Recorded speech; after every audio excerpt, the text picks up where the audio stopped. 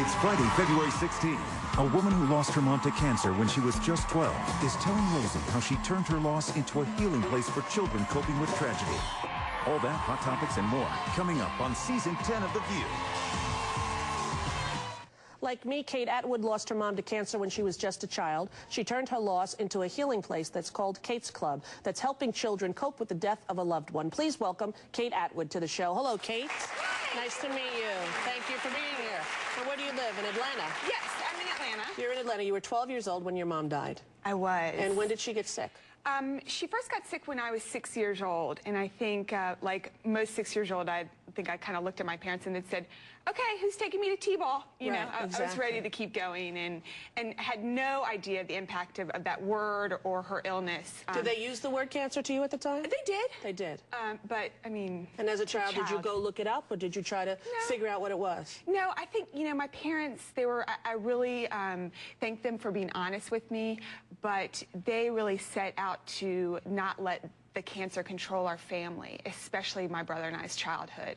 So I was a very active young child, and it was important for me to keep going. Right. Did she go into remission, or was she continually sick, progressively worse? She did go into remission. She was actually misdiagnosed and had the mastectomy, and then, you know, was okay for a couple years, and then it just came back, and it was all over her body. So. Now, how did they tell you that your mother had died? I actually, you know, to this day, I'm not sure I ever was told, believe it or not. I believe it. I was in social studies class, and I was called over the loudspeaker. Right. And I looked at my friend, you know, and I was like, "It's my mom, I'm not going." And now, she had been in the hospital for a while? Yeah, well, no, she had been rushed to the hospital the night before. Oh. And still, at the age of 12, I was like, well, she'll be back, you know? Right. And, you know, I was paralyzed at that moment, and went to the hospital, and she was actually taking her last breath, so they brought us to the hospital for that. But, you know, it was all kind of like just this non-communicative environment, you know, where I guess they felt that we would understand visually, and that's, I think, one of the biggest misconceptions of grief. I agree. And did you understand it all? I certainly didn't understand the impact of it. There was, you know, even when a parent who, you know, has been sick for 6 years, you never plan for that day after the death. Yes. It is as if, for me, you know, that's the dividing line in my life. There are two of them. One is March 17th, 1973, when my mother died, and the other is May 25th, 1995, when my son was born. I felt like I went into black and white in 73, and then stepped back into Technicolor in 1995. Yes. Now, how did you deal with your grief? In our family, it was not talked about. It really wasn't either, and you know, I don't hold any ill feelings towards my father and how he handled it, because I think he didn't plan for that day either. And he did the best that he could? And he did the best that he could, and I think we were all scrambling for this love and this emotional healing that, you know, didn't come with her death. And we, you know, her clothes were taken out of the house, you know. How really, soon after? It was pretty soon after. You know, conversation around my mother stopped a lot, and only recently, as I've become comfortable and felt empowered to talk about her as an adult, have we really continued to talk, you know, to start asking stories. It was the same thing in our family. When my mother died, I was 10, and it was as if the next day she had never existed. Mm-hmm. No one talked about her anymore. The pictures were down, the clothes were gone, and as a child, you're kind of confused and devastated. And I remember the neighbors said, or my father said, "Your mother passed away." And I remember thinking at 10, well, what does that mean? Mm-hmm. Passed away. Passed away where? It took me about 5 years to realize she wasn't coming back. Yeah.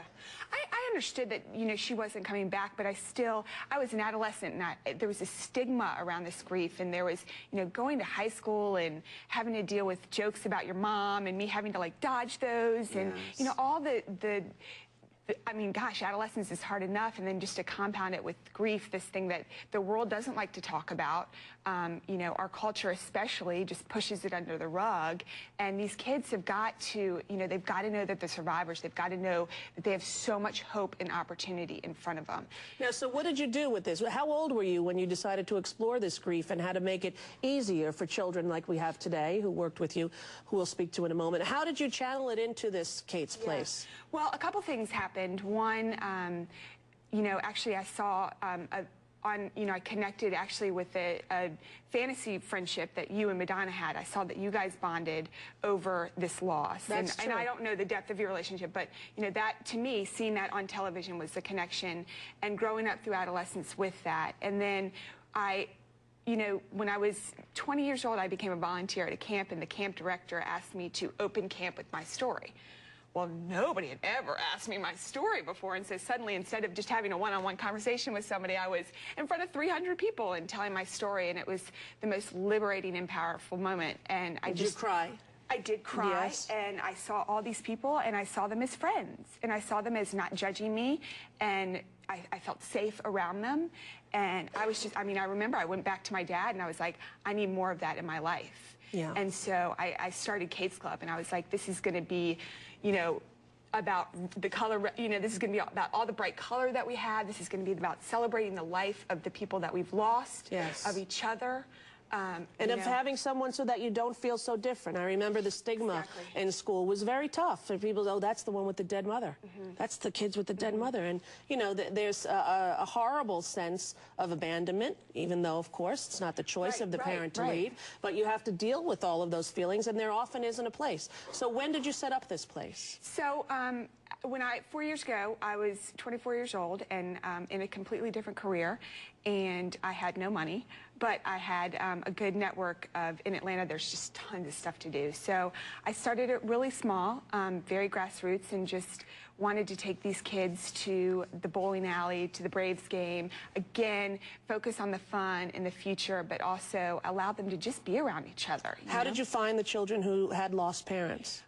Well, that was the hard thing, because as you know, a lot of these families retreat, and especially we don't unfortunately live in Mr. Rogers' neighborhood anymore, so for people to trust me with their kids was my biggest feat to start this thing. So I just would go and I would meet with the families, and the parents would just be like, just tell my kid your story. I just want them to see a survivor. I just want them to see that, you're fun and you're energetic and you're young, and you lived through it. And I lived through it. Yes, that's what I want to tell all the kids who come and see me and say the same thing. You will live through it. Right. And when I did meet Madonna, it was the first time I had met an adult woman who had shared a similar childhood experience. It's a very odd thing to lose a mother to death at that young age, or a father. And tell us about the family you brought here today. Yes, we have 110 kids in our Kate's Club in Atlanta, and one of our families is the Nanamutus, and their father passed away 2 years ago. And one of the important things about Kate's Club that is different is that we aren't about the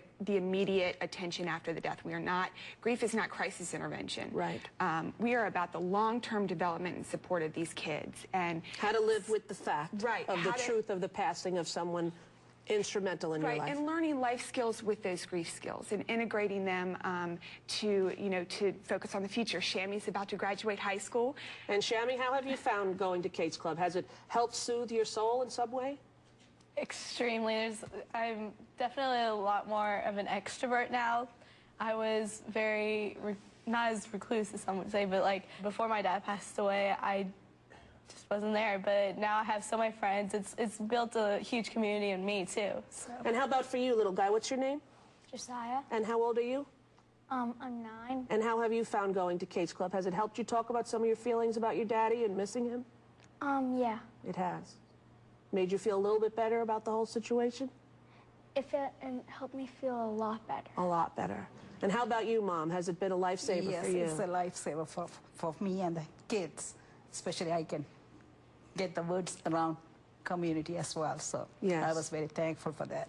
I'm just so proud of it. No, and I'm proud of you for doing it. I think it's a wonderful thing, and I wish it had been around when I was a child, because, as you know, it's a club that we belong to that we don't necessarily want to be in. Right, but we we're all time. exactly. We're all related, and we can all do it and lift each other up. And hey, tonight, you, them, your new family and friends, Mary Poppins. What do you say? Right. All right, there you go. You can read about Kate's Club in People magazine and our website. Also now, if you don't live in the Atlanta area, Gilda's Club International, Gilda's Club from Gilda Radner's wonderful foundation, does a very similar program. So look into that if you're not in Atlanta. Thank you, Kate. Thank you Lovely so to much. meet you, and thank you all for being here. We'll be right back after this break.